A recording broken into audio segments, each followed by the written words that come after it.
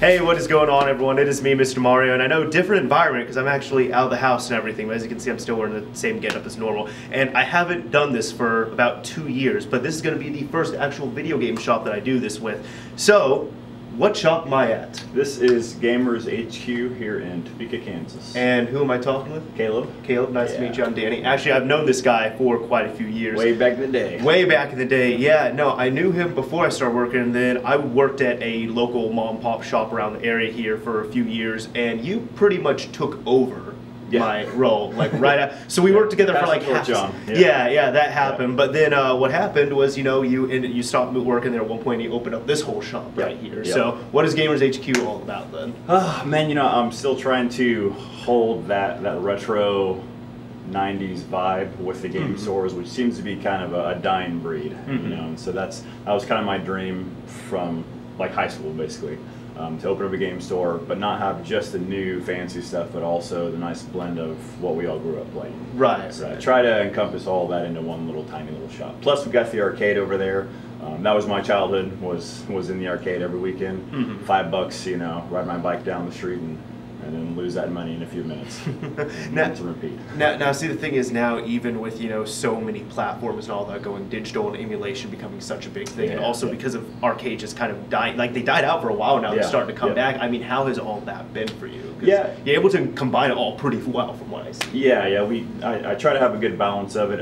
The arcade, it's more or less just like an attraction for just to kind of get people to come in the door, and that's worked pretty well over the years. It's not like a huge money maker or anything like that. It's kind of just my little thing I promised myself I'd do when I opened the shop. I got you. We've kept it going and had a lot of good times over there. A lot of kids. Probably the best part is seeing kids come in and they don't even know what the stuff really is. I got you. They don't know where to put the credit card at to start the machine or what you do with it. So their parents usually kind of help them out. Well, I mean, the problem is with that, I don't know if you've been to a Chuck E. Cheese recently. But like I've gone there a few times with my younger brothers, and it's like they take these like $1 phone games that you pay like $1 or $2 for on the App Store or whatever it is, and they just blow them up onto like a 60-inch touchscreen TV, and then it's like, well, wait a minute, I'm paying like $1 to play this when I could pay $1 to have it. Why am I doing this? Yeah, exactly. Yeah. So then, especially when you see like light guns, like current generation, 8th generation game systems, I don't think there's any light gun games right now. I don't think that many plans until the VR stuff hits, maybe, but nothing traditional. That will be cool. I'm waiting for that. It could be good. I'm on the fence about that. Absolutely. We'll see. I'm hopeful of the VR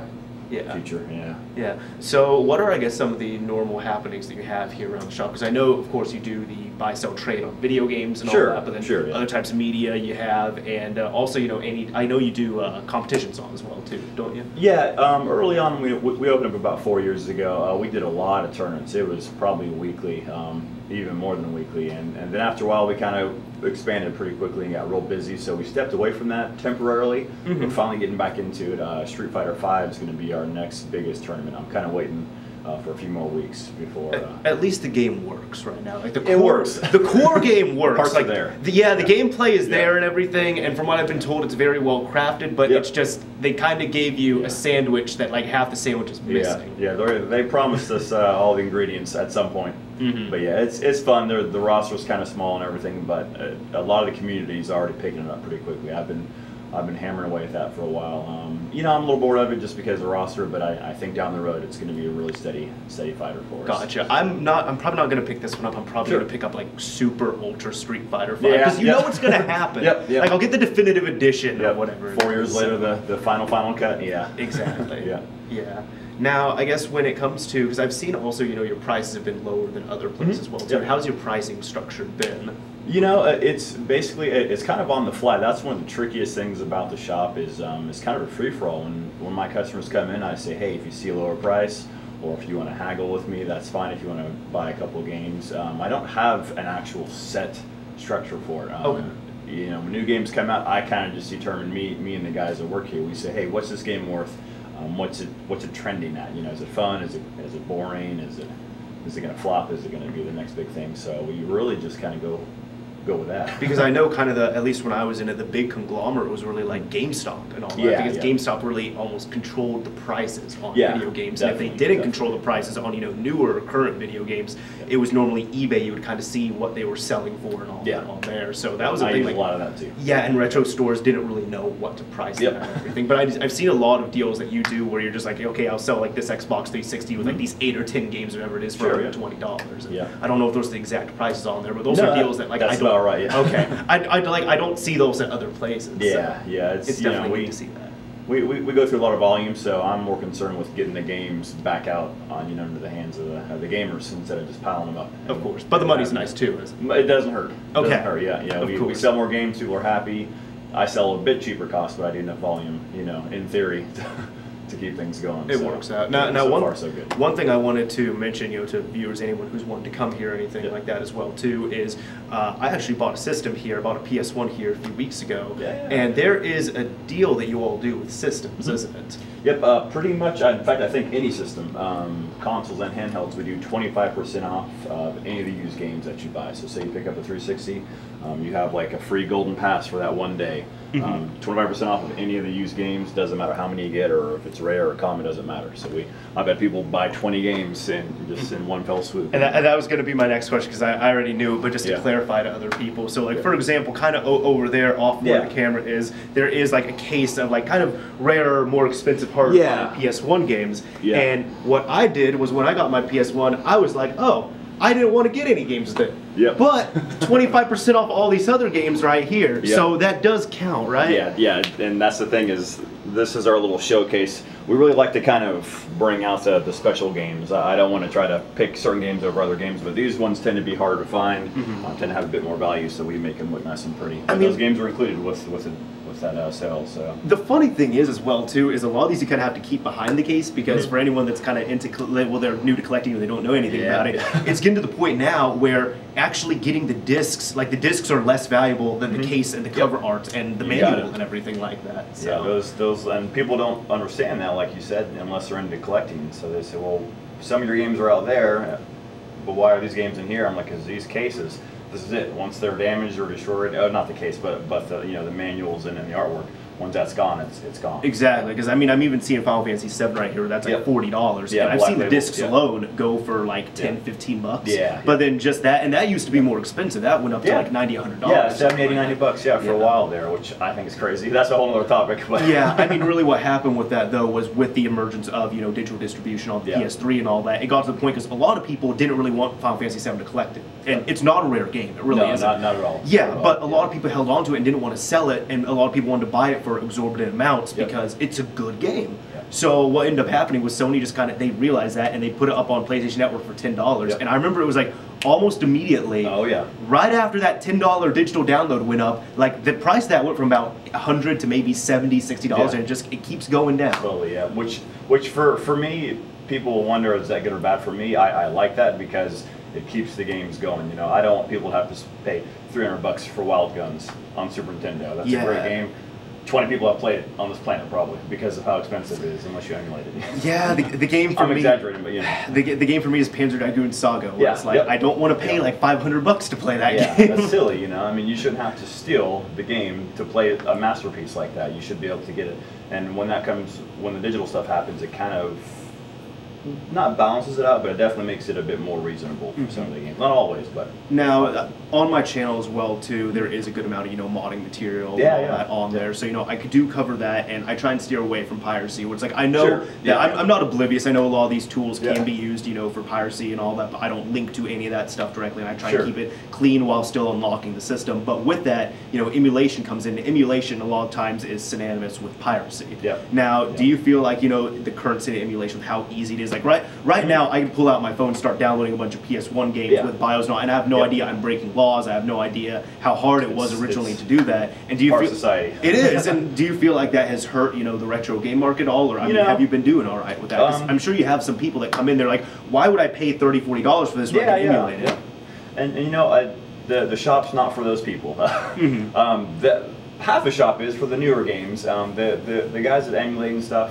I think they just want to try the games out. There's two very different crowds. You have the collectors, they don't care. They have all the games on their phone, but they still come in here and they'll buy 20 64 games, you know, or, and they have all that. So it's definitely the pride of collecting, and I always use the analogy, it's like having the original Mona Lisa. You can just print off a copy and have that and it looks perfect, but you want the original.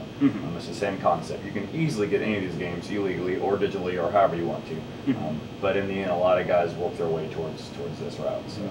And the crazy thing is, as well, too, is I even tell people, and I can't explain it, but it's just something like, I know factually it's easier, it can be better, I can do way more things, you know, emulating game, anything like that. Sure. But for some reason, it's just like the best experience to me is almost the worst experience, where it's like bringing out the old original PlayStation or PlayStation 2 and playing with the original controller and all that. And I can't explain it, it makes no sense, because factually that is the worst way to play it. But for some reason it's the best for me, but it depends person to person.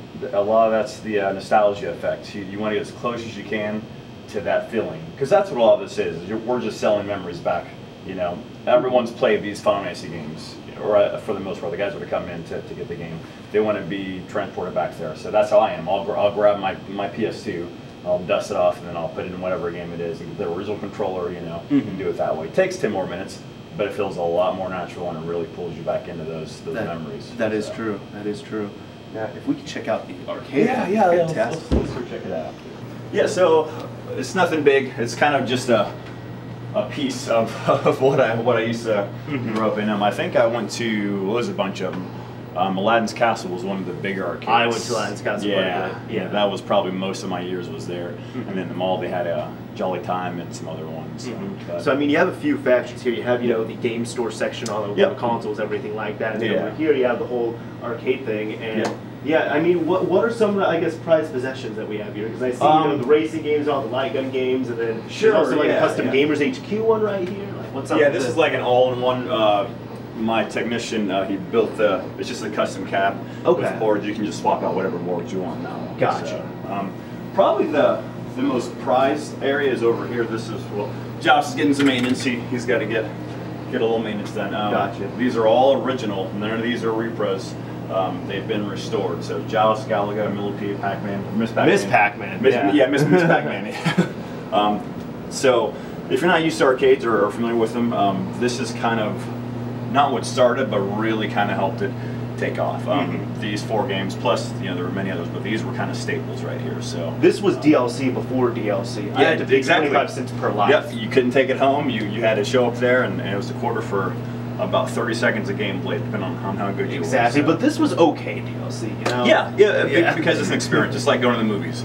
You know, you pay $10 and you walk out with nothing except the memory. Yeah. And that's what the arcade was. It was lots of hopefully really good memories. So this is probably the most important part, I guess, for what I'm trying to keep alive. The old school stuff. Yeah, the retro stuff. And then we kind of switch over to the 90s. Yeah, and this is kind of where I started playing. Yeah. I remember Rush. I remember Hydro Rush, that's a huge House one. of the Dead. Like that screen. This was the shooter. That screen looks beautiful, by the way. Like, oh man. And that's another fun thing. People don't realize the arcades died not just because of the console, but because of the absurd maintenance on these games. The screens. I mean, you can't even buy the screens new anymore. You have to fix them and repair them. So it's kind of like more of an art form at this point. Luckily, I have a really good artist that knows how to keep these things alive. That's good. That's good. Pinballs, especially, they were the worst with the maintenance, but they're also probably more. Besides that, pinballs might be the most prized possession here for me. This is a Whirlwind, a pretty popular one. Never played this one. Yeah, not too easy to find anymore. Like I said, all the parts and pieces in there, the board. Getting pretty hard to find that stuff. Of course, yeah. But, yeah, I'm kind of smiling because I'm seeing like a whole like winners don't do drugs thing and all. That was back when drugs were destroying America. Exactly, and nobody really knew about it. So yeah, we didn't know why they were destroying America. We just knew that they were fun. Exactly. At least I did. Hey, I don't do that stuff. Don't do that. But so you know, it's a very humble, small arcade, but I think it kind of helps capture a little bit of how it used to be. I wish I could have, you know, this entire store with 70 arcade machines. That'd be my dream, but at this point we kind of just have this little slice of heaven over here. I mean, the cool thing is, though, as I mentioned it a little bit earlier, but you're seeing, you know, like for about 10, 15 years, I want to say, arcade just dipped off and died. Yeah, and now disappeared overnight. Now they're starting to come back, especially with not only stuff like this, but a bunch of bars as well, too, where there's like now video game bars on, which I've been to, and those are, I don't like the bar atmosphere, I'm not a big fan of alcohol, but no, those are the only bars I will go to and like truly enjoy. And I'm just like, you know, hey, does anybody want to go there? Because, you know, you go there, you get to play your games either on like any type of arcade machine or newer systems, older systems, whatever it is, and have some fun. I thought about that, and because that's kind of a recent trend, you know, within the last few years. I want to say the last like 5 years. Tops. Yeah. So that's my vision of it. The problem is I have no idea how to run a bar, so it would just be an arcade, which just arcades don't do very well. They've always got some type of food or some type of entertainment attached to them. So I mean, the thing is as well too, when you have the alcohol in your system, you're more inclined to spend more money. So I mean, it works pretty well. Yeah, exactly. Good formula, that's for sure. I'm glad someone's keeping that going. Of course. This is our little lounge area. Basically, you just pay a few bucks an hour, bring a buddy with you, and this one's pretty simple. Obviously, 360 PS3. Other one's got a bit more to it over there, and then let me show you the VIP lounge. Oh snap! Okay, we're gonna get VIP. This is really cool, though. I mean, you got the what is it? Now this is silly, and oh yeah, that's my little shrine for Final Fantasy over there. Nothing wrong with that. Nothing wrong with that at all. Just a little one. So this is called the Nerve Center. The Nerve Center. All right. Based off of Neon Genesis, which is one of my favorite anime. That's right, I'm on that bandwagon. Still one of my favorite, except I was old enough to be alive when it came around, and I was old enough to understand it when it came out. So Nerve Center is how I got the name from the Neon Genesis. Nothing too crazy, but you got some more privacy, bigger screen. Theater seats, pretty decent sound system for what it is. Okay. This is kind of for the big kids, I guess I like to say. The ones that don't want to have the store in the background, they want true privacy. Now, if I'm wanting to, you know, either use the lounge or the VIP area, how much am I paying? Right now, we do $5 for the first hour, and then $2 an hour afterwards for this room. Okay. And then $2 an hour for those, or I do all day pass, 15 here, and 10 for either one of those rooms, and that includes 3 players and 2 players. So what he's saying is, if you're ever in town and your mom yells at you and says you need to get out of the house and stop playing games, come see us over here. Only $15, you can play games. We don't snitch either. We've never seen you. We've never heard of you. You weren't here. Perfect. Yeah. Unless you're causing a ruckus. Unless someone's looking for you. Exactly. If the cops show up, I'll probably give them your location. Now, is this bring your own games, or are we able to play games out there, or what's up with that? You're always welcome to bring your own games if you want to, but we've gotten most of the games that people want to play. I don't want to say that too confidently, but for the most part, we've got everything you need here. So controls include, you just got to show up. That's awesome. That's the hard part, right? Yeah, of course. Yeah. You know, I guess we're kind of getting to the end of this little wrap up here, but Caleb, is there anything you'd like to show in the store? Any weird stuff, rare stuff, whatever it is that you have? No, that's all tucked away, hidden in the vault somewhere. Okay. In a faraway land. Okay. Yeah, you know, right next to all the copies of E.T. that you sold. That's right. Misplaced from what, New Mexico or something, right? that's right. Okay. You know, that is one thing I like to mention is probably the funnest part about the job is seeing all the cool trade-ins come in. You know, that is probably that's definitely the best part. You know, is I thought I've seen everything, but then every week I see something new. I mean, just random games. You know, I'm like, oh, I know every game ever, and I played half of them, and then some random person brings in this Super Nintendo game I've never heard of in my entire life, and that's the funnest part is seeing firsthand all that stuff come in. So and I've seen some pretty insane things come in the door. So now, have you seen any type of like prototype or beta hardware or software, anything like that, come in where you see this and it's like, I don't think this is supposed to leave the factory, and I have it in my hand? No, not yet. I'm hoping. Okay. If it happens one time, I will be happy. I mean, it's gonna happen. I mean, you're in a good part of Kansas where not only we're in the capital here, but also there's gonna be so much military people coming in and out, so you're gonna have the imports, and eventually you're gonna stumble onto something. If random people online can stumble onto this, somebody who owns a game store can stumble onto it. Yeah, that's what I'm hoping. We've had stuff where it's like pretty close to like, oh, this is special. There's only 5 of these in the world. We've had some potential stuff come in, but yeah, nothing just mind-blowing just yet. Of course. It'll happen. That's what I'm waiting for. Once that happens, I'll close the shop down and move away to faraway lands. So you're waiting for that NWC gold card to come in, right? That's right. That's right. Once I can touch it, gotcha. Then I can die happy. There's about 20 others that you can get there. There's only like 26 of them made. Yeah. So we know where some of them are, not all. They're there. They're out there. Yep. Yeah. Anyways, Caleb, thank you very much. Thanks so much, man. I really appreciate it. Hey, no problem. If you'd like to plug anything, please feel free. Hey, yeah, if you guys are ever in town, come on by. Bring your trade-ins. We always want more games, especially retro. I got the weird fetish thing for the retro. So bring that stuff in. I'll take good care of you. And hopefully you can hang out for a couple hours while you're here. Absolutely. Anyways, this is Mr. Mario signing off. Thank you all for watching, everyone. Take care, guys and gals.